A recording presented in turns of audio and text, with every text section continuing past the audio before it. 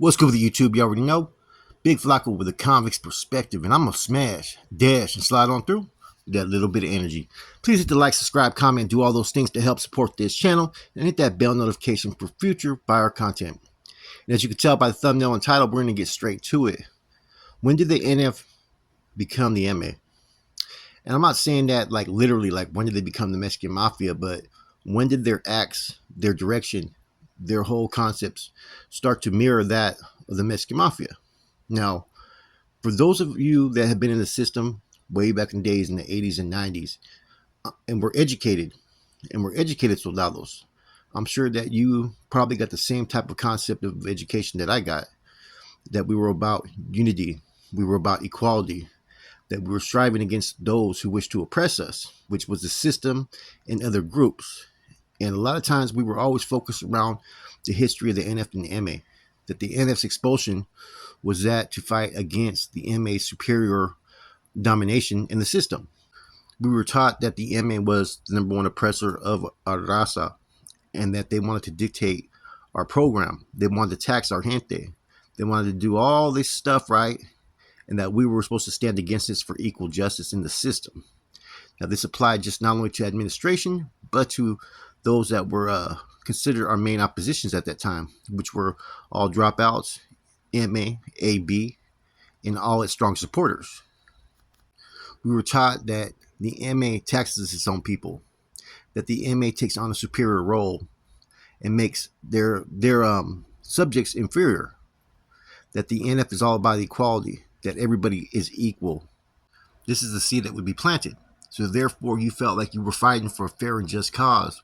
And when you put on that armor of righteousness and justice to hit that main line, you were prepared to do battle with anybody that was willing to stop what you believed in. And see, a lot of people gravitated towards that. It was a cause that you felt had merit and was just. It had a purpose and reason to stand against MA aggression and anybody that did their bidding. Therefore, they would portray the Sureños as those that were doing the Mexican Mafia's bidding.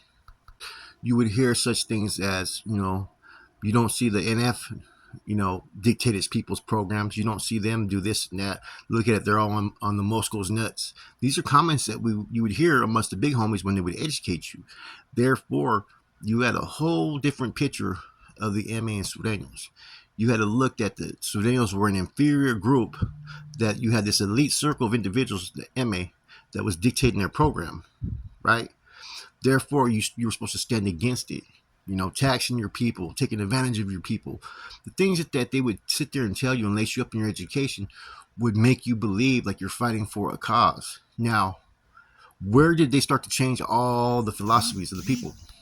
The changes started when they did the 497 revisals, when the GUN CD came out, and when that they were enforcing a policy that Norteños would have to basically contribute a certain amount from their illicit activities out there in the streets. Now, what was being brought forth was, if you're going to function under the bandera, right, of NF authority, if you're going to come in and contribute to our tiendas and security and safety, right, therefore you must be willing to contribute if you're making a certain amount of money. Now, they would present this to where, oh, no, we're not taxing you. We're asking you for a contribution. In order for you to get the assistance from the mob, you should be willing to contribute. That the same red clothing, the fucking Norte that you're begging on the streets, we created that. That is the whole fucking thing that they would present when we used to go out there and get at individuals. See, before all this, the NFBS would go out there and tax drug dealers. They would take dudes out. But the Norteños, for the most part, on the streets, would be left out of the mix. Even those Nuestra Raza members, it was kind of very rare to see one functioning unless he was got at. See, every C would have to send someone out to the streets to a regiment commander. Therefore, they would have to do a screening process to see who was worthy. You'd be on probation and all this to make sure that they're sending the right manpower to work with that regiment. Because when you're sending someone out to the streets to work with a particular regiment, right, you want to make sure that you are not jeopardizing that crew, that regiment. And each regiment could be fucking a 3-man team to even numerous numbers, right? And so you'd have less involvement from hermanos back in the days. And the NF would take care of its own shit out there in the streets. San Jose is a prime example in 92 and 93 when they were whacking everybody out there. So the cops will be educated and presented to a young soldado in the county jail that was about the betterment of the people. It was about trying to establish yards for the gente to go to where they plant their flag to where they could function without interference from these oppositions, to where they could walk a yard free of MA control or AB control. And that the daily struggle was to secure, educate, and establish for the betterment of the gente. The struggles that you actually go through, having to face fucking oppositions that want to dictate your program, from administration to the MAAB and all these other groups. That you're going to face obstacles along the way in reaching your cause. Therefore, it became a perpetual focal point that no matter what's going on, we're still going to have to struggle each and every day. And that's what the struggle was all about. And those that committed themselves as Norteño soldados, where the Norteño movement was a Norteño struggle. What was his DNRs and responsibilities? Now, with all the end all hostilities, number one, you no longer have a struggle. The only struggle that you have is against administration. But nowadays, these organizations are doing things that are previously would be considered unethical. Having to deal with administration, I've heard of rumors of certain people meeting up with fucking, administration to have discussions. Certain people that were supposed to be sitting in key positions in the state were actually meeting up with IGI, believe it or not. You know what I'm saying? Those are 100% facts. Now, when did all this change? When did the Norteños' values of what they represented all of a sudden say, okay, this is what we're about? Now you got homeboys that are more along the lines of pushing the NF's agenda as opposed to a Norteño struggle. The struggle no longer exists. And so where did the NF change its whole philosophy? It started, like I said, back in the revisal days when the red on red policies came out, which was to have a control mechanism over all the Norteño functions on the streets. You control the Norteños, you control the whole fucking territory. That's self-evident, because what each of these groups need is its foot soldiers, and to have total and complete control of them. That's why the MA is so strong down south, and it's why the NF is so strong up north. Now, all that started to really change, like I said, in the 2000s. You started to see certain implementations within the programs. You started to see certain individuals who would come out and have a different agenda towards the people, towards the streets, taxing people, you know what I'm saying, making homeboys pay contributions to clear their name. Fines was a new way to generate more income. And you started to see a whole new dictatorship and tyranny from individuals who had that status. See, status started to become something that you were rewarded for it, not that you earned it through your own acts. So you see less individuals putting forth the effort to make those sacrifices that would warrant them to be looked at as an elite individual, as a guerrero, as a leader of the people. For 43 years, you painted this one group an image for everybody to look at as tyrants, as individuals that abuse their own gente, as individuals that do all these terrible things, tax their people and whatnot, to sit there and make an existing order to coexist with the same group that you said was the Raza's number one oppressor outside of the administration.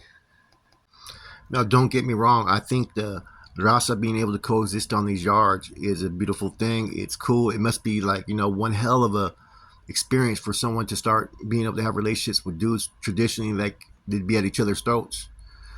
I started seeing a lot of that when I was in the shoe, how we used to communicate with the Southsiders and the MA members that were there. And I questioned a lot of things. I'm like, man, I get it was a little bit different in the 60s and 70s, but it doesn't seem like they're on the same agenda or have the same fucking ideals that we thought that they had years before. Or maybe they do, but they're kind of secretively being applied. These are things I started to consider. And it's like, man, there's been a war for all these years that really had nothing to do with Norteños or Sureños. It had everything to do with the propaganda being put out there by both the MA and the NF. See, it wasn't the MA and NF that were on these yards in the 80s and 90s that were sacrificing and going to war and, dictating the program. It was Norteños and Sureños. I remember an experience when I paroled, right, from Corcoran Shoe. And so I was with a good carnal over there named Carlitos, who a lot of people had a lot of love and respect for that dude because he promoted unity. He was like a seat that functioned under the the under the guise of a bro at times. You know what I mean? Like he had those in our fucking indoctrination. About the people's cause, the people's struggle, and he showed that by promoting the right type of carnalism and unity, right? So when I committed myself, I was all for assisting the gente. It was about being part of a self-supporting movement that would look back and take care of its fucking soldiers behind the walls, right? That have nothing. Every cause has to be self-supportive, and I was all supportive of that. So I plug in with the regiment like shit. After I established myself, I followed every fucking policy or implementation or protocol that was being enforced. I followed to the T. Plug in, I get contacted by Asha Lee, right? And I had a number to Lone Park. That's the number that he gave me because I guess he was staying down south at the time. And he plugs me in with Chico, right? Robert Rose. Robert Rose was staying on Topeka, right off of San Carlos. I go to meet up with fucking Chico. And, we just start talking. I just did time. I was in there with Suave, and Smokey was over there with me and Corcoran and a couple of individuals, right? And, I was young in my career. And he asked me, he goes, you know any gente that do dope? And I said, well, I told him I don't sell dope to my gente. I said, I believe in better in our gente. Chico Rose looked at me and said, you will be better in your gente. And that's when I was like, that's the first part of where I seen it was more about money as opposed to the people. When you take the unity out the equation and you put money first, is when you become basically the other group that you've despised for years, that you've taught your gente to go against, that been taught that outside of dropouts in administration, they're supposed to be viewed as the number one enemy of the people. Now you're coexisting and having a working relationship with them. So it's like, where did that change? And then you start to see certain traits that would be symbolic and basically mirror the image of a fucking MA member. I'm curious what's being taught now on these main lines nowadays to these new young soldados that are coming into the system about the struggle, about the cause. Okay, the struggle and the cause, but yeah, we're on the yard with these guys over here. See, back in the days, you had separation within tiers of this. You had the NF that was pretty much organizational business, mob business. Norteños and bros were supposed to intervene. Then you had the bros that were pretty much running these main lines back then, under the cause and struggle, and the ones that were getting certain education. Then you had the Norteños, who were basically expected only to do so much up on a main line. It depended on the circumstances. If there was less homeboys, they'd have to play more of a fucking active role. If there was a lot of homeboys, then they just did what was expected. And you'd have separation at that times. You'd have the Norteños over here, and then you'd have the bros that would get into their circles on the yards and have discussions and stuff. Those are the ones that were pushing prison politics. Those were the ones that were taking care of all the political issues outside of the Norteño movement, dealing with other races. And see, things were not really fucking enforced upon every soldado. When you get to a main line, you were expected just to do the basics. The main one was to defend your household when it was really about to crack off. So if there was going to be a melee, if you see a homeboy get attacked, you were supposed to take action off top. That was the main, biggest enforcement of expectation of every soldado, was to defend your household.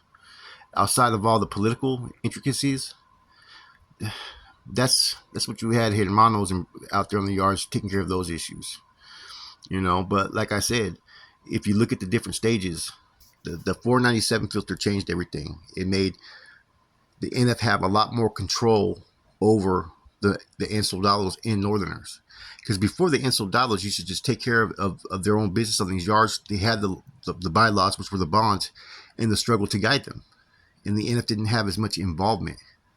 NF had involvement in mob issues, which was business, right? Now, when they changed everything, everybody got more deeply involved. Everybody was getting the education, and there was higher expectations on these yards. Like the HHPs and yard policies, you wouldn't have them all written out and passed out to every manpower, only when you went to the hole. Everything else used to be verbal. Hey, this is the rules. Hey, walk in twos. When you hit the yard, you know what I'm saying? If it kicks off in front of you, make sure you get off, defend your household. You post up for another homeboy, and anything of importance, just please let the guys know. It was as simple as that. Then the GUNCD was to come second, which was unifying the gente on the streets, and it was, enforcing the red on red policy, and therefore everybody was being told that, oh, you're under the NF's authority, you're under the NF's authority. It was stressed over and over again. Therefore, people got a clear understanding of who was running the show. Therefore, if there was anything that could be beneficial out there on the streets that the NF seen, they were going to have their hands on it, and you were going to have to comply. No questions asked. And then certain individuals were having to pay, you know? And see, it wasn't being called taxing or anything like that. That was a Mexican Mafia word. Oh, we don't tax our gente. It was called contribution. And it would be presented in such a manipulative fashion that, it was basically like they're taxing you, basically. Trust me on that. Because I've been places where I've gotten at people and I've seen them start to argue, like brothers and stuff. Our own people are taxing us and shit. Well, it is what it is. The contribution was basically presented like this at times. Hey, we're here on behalf of fucking NF Authority. We know what you're doing out here on the streets. I'm saying you're generating a lot of income. You have the right sources. We want to have a working relationship with you. We want you to start working with us, or we want you to contribute every month, because you're out here wearing that red N hat. You're out here representing that you're a Norteño. You get locked up, you take from our tiendas. You get security by our people. Therefore, you're not going to pick and choose and just take from the gente and not give back. And then we keep on going on. And basically, we say we want a certain amount every month, or plug us in with your pipeline, or get the work from us. It depends what the benefits that they have. And see that, like I said, the same things that we were taught that we stood against is the same things I started to see us doing straight up. And see, what was going to help you get more standings in rank and file, right? And more recognition was the amount of money that you were contributing. So therefore, it wasn't about being a soldado that had merit, that was righteous, that treated everybody right. It started to become about who was generating the most income. And so people were resorting to certain tactics to get things done, finding people for like the most littlest issue, you know what I'm saying? Or finding people on issues that normally they wouldn't get cleared of, because it started to become all about the motherfucking money. That's why when you hear people say, you know what I'm saying, you already know what you signed up for, that's not always true. Because what people signed up for from time to time was not what they seen later on. I didn't see people texting my own hit that was part of the thing I was going to be part of. I didn't see that we were going to mirror just basically all the negative images we used to speak upon the MA, that we were going to be doing the same fucking thing that they were doing. And at the end of my career, right, I started to see that type of shit. I noticed how you transform and you evolve into something totally different than when you first come in and you're still pushing and striving. That you're no longer that same person, that what you would call a true believer. That true believer is something that's just a fucking falsehood in an individual's head. And you try to find reasons to justify what you're doing and encourage yourself to motivate, like, oh no, I'm not like this. But in all actuality, 100% are. Then you start to learn. If you start to really open up, a whole real outlook of everything that you've been taught, you'll see where there was a lot of different manipulation tactics. There was a lot of propaganda. There was dudes that actually injected themselves in history that were not even part of those issues, but just want to have that fucking recognition, and they fucking rewrote the history so they put themselves in it. Those are 100% facts. There's individuals that have done that. So all the Mexican Mafia rhetoric that we were fed has basically been thrown down the drain. And you see people mirroring image of each other, where it's all about the money. And so these groups have been able to find a way to coexist because they have the same goals. And Fick told me this a long time ago, that in 72, he told me, he goes, we're no longer about all that cost shit. He said, we were about mob activities and that's it. And I said, explain. He goes, well, that was why later on, with the Gilroy boys and all that, which he was referring to, Black Bob and all that, right? That's where the Norteño struggle started to be talked about and a new way to indoctrinate its soldiers. That's where it all started, was basically right there. But before that, they weren't over there on those yards fucking fighting for the people. No, they were fighting for their piece of the pie from 72 on up. Then with the creation of the Norteños, that was a whole different agenda. So everybody's agenda has changed in accordance to what needs that group needs. And right now, it seems like they need each other because you got the S and Ys that are getting even deeper. They're being exposed a lot more for some of the negative misrepresentations that they've been misleading the people for years. So people are starting to see it through a whole different lens. This Rasa unity only exists because it benefits each other. There was no longer a reason to have this little separation, which was kind of useful during the time frame when they were all up in the shoe, because everybody needs an opposition. Everybody needs an enemy to give a cause life, to give a struggle purpose. And that's why things, if you notice, have changed dramatically throughout the system. Don't get me wrong. Let me reiterate this. Rasa unity is good. It's cool to be able to coexist. But let's not bullshit ourselves. It's only being fucking created for one fucking reason. Because both sides are losing fucking power. And that's just me keeping it real. That's your boy Flacco, Converse Perspective. I'm gone.